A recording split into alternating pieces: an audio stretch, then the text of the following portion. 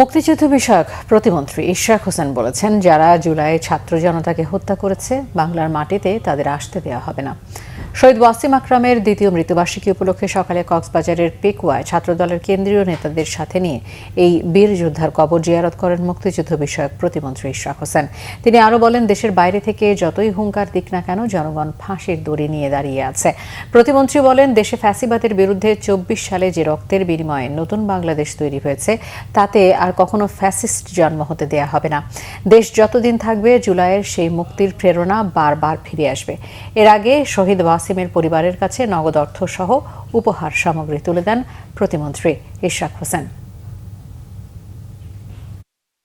বিগত ফ্যাসিবাদী খুনি হাসিনার সময় সকল হত্যাকাণ্ডের সাথে যারা জড়িত সকলের বিচার হোক, এটা আমি মনে প্রাণে চাই এবং আমি এটার জন্য কাজ করে যাব। আপনারা যেটা বলেছেন এটা অনেকখানি সত্যি, অনেকাংশে সত্যি। তো এটাও একটা বিচার বিভাগের আমাদের দুর্বলতা অথবা আমাদের পুরো বিচার ব্যবস্থার একটা দুর্বলতা হিসেবে আমি ব্যক্তিগতভাবে এটা মনে করি।